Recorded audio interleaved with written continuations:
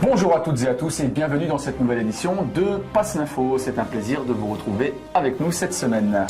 Bonjour, cette semaine dans l'actualité nationale, nous vous parlerons du parrainage d'un élu d'Israël, ensuite d'une ONG française financée par la CIA et enfin d'OGM clandestin.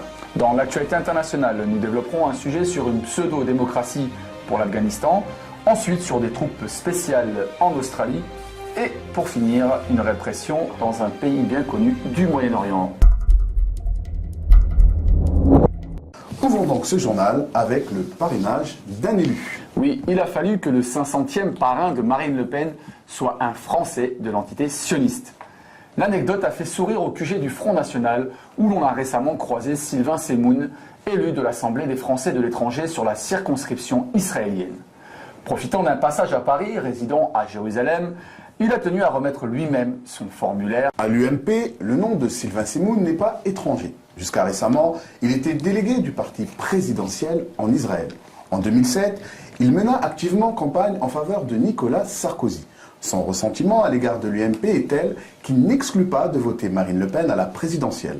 Il dénonce les préjugés dont est victime la candidate du FN qui jouirait selon lui d'une popularité grandissante en Israël. Allons aux États-Unis. Oui, alors, selon le site Rebellion, l'ONG française Reporters sans frontières se fait subventionner par des agences du département d'État nord-américain. Ces liens avec le renseignement nord-américain ont été démontrés, ce qui leur a valu d'être exclus de la liste d'organisations non gouvernementales associées à l'UNESCO. J'ai écrit un livre qui s'appelle « La face cachée de Reporters sans frontières » avec un sous-titre de la CIA au faucon du Pentagone, dans lequel je fais la démonstration que RSF est financé par la CIA. Ils sont financés par la CIA, ils reçoivent de l'argent, je vais en parler de plusieurs organisations qui sont des écrans de la CIA, et cet argent-là, ils le reçoivent en contrepartie de services qu'ils vont rendre à la CIA. Donc j'ai fait la preuve qu'elles étaient financées par la CIA. J'en ai fait la preuve parce que quand j'écrivais ce livre-là, j'ai été menacé d'un procès par Reporters sans frontières. Ils m'ont menacé aussi à la sortie du livre. Ils l'ont jamais fait. Tout ce que je dis est prouvé, étayé, vérifiable. Ils sont financés par la CIA. En mars 2008, l'institution des Nations Unies avait déjà retiré à RSF le coparrainage de la journée pour la liberté d'Internet en raison de ses tentatives répétées visant à disqualifier un certain nombre de pays.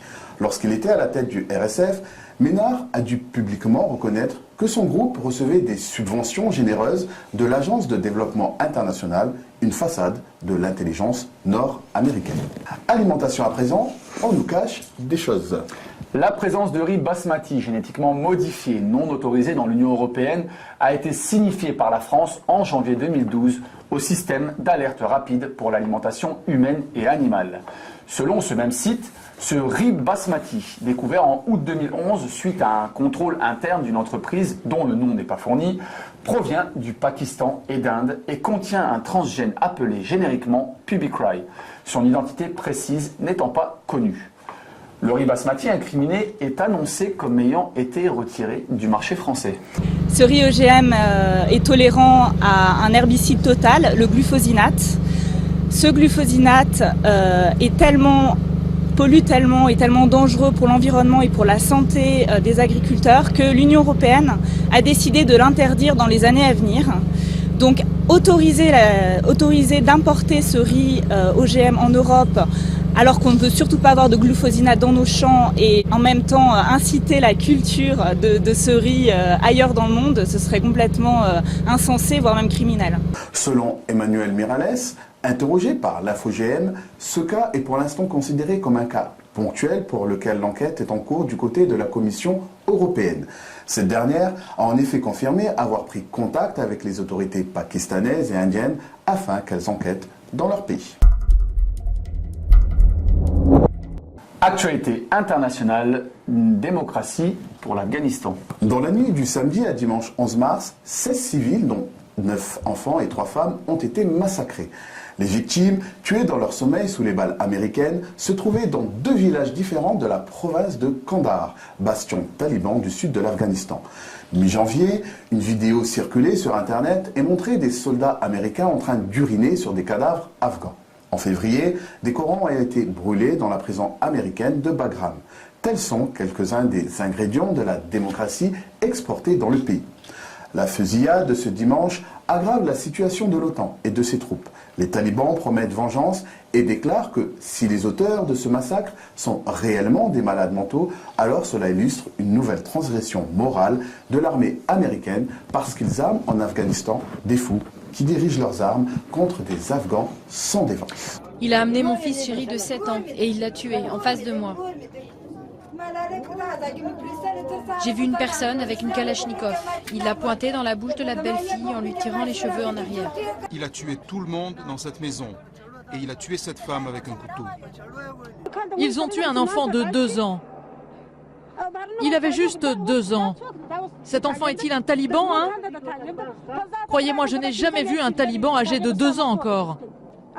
Les Américains nous traitent comme des chiens.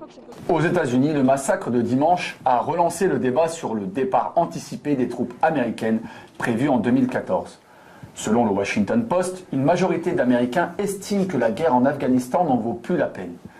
Qu'en est-il en France? Le sujet, en dépit des pertes de l'armée française, reste tabou en cette période électorale en vue de la présidentielle. Il y a entre tous les candidats potentiels un consensus, un accord tacite pour ne pas parler de ce conflit.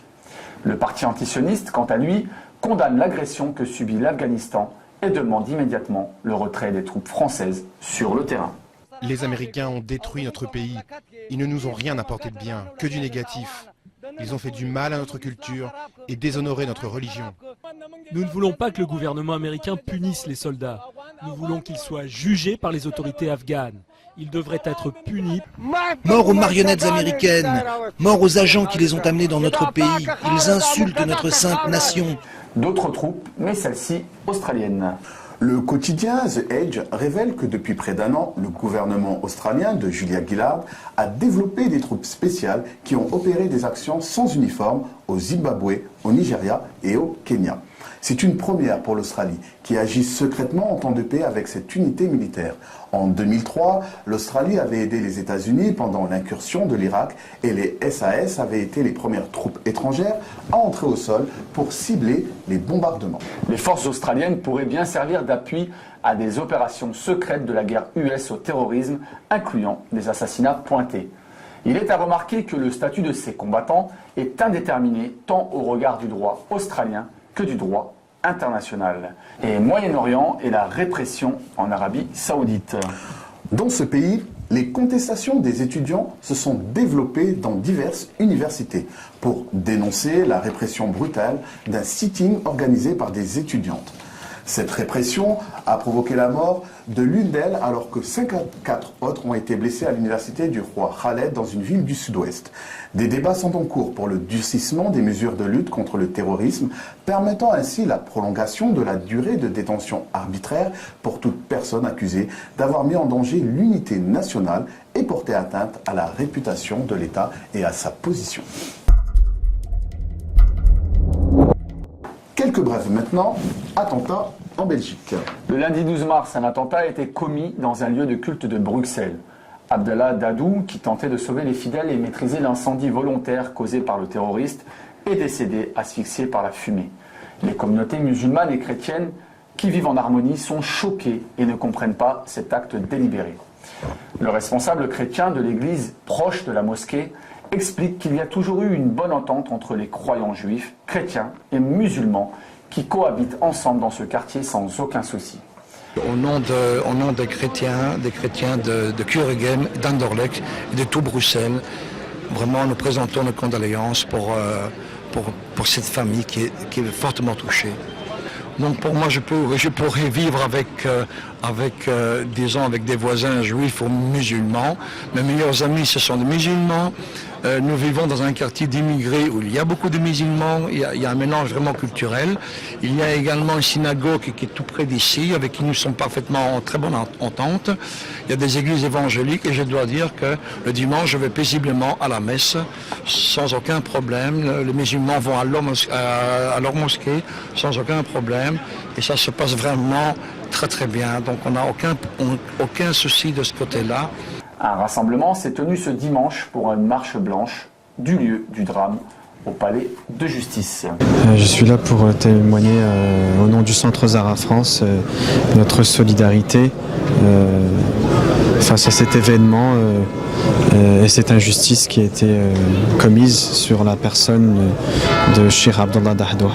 Il y a vraiment trop d'injustice dans ce monde et aujourd'hui il faut que les gens sortent dans la rue pour manifester leur désarroi face à toutes ces injustices qui se passent. On ne peut pas se taire, on ne peut pas rester inactif.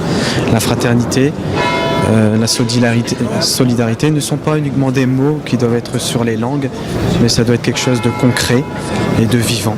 C'est ce que nous a enseigné pour notre part le messager de Dieu, sa famille ainsi que tous les prophètes. Condoléances donc à la famille Dahdour, condoléances à l'ensemble de la communauté musulmane qui est très affectée par la perte de notre imam qui était mon professeur et mon ami également. Et qui, dans le souvenir de chacun, garde quelque chose de particulier. C'est un homme pour lequel le sourire en fait ne quittait jamais son visage et un homme qui plaçait la sagesse et le débat intellectuel au cœur de sa démarche religieuse. Et je suis là évidemment aussi pour exprimer le message que j'ai porté maintenant depuis bientôt une semaine sur le fait qu'il est important de promouvoir le vivre ensemble, le respect et rejeter toute forme d'intolérance, toute forme de violence. Tout un chacun peut pouvoir vivre et prier et exister, quelles que soient ses convictions, son origine ou sa religion.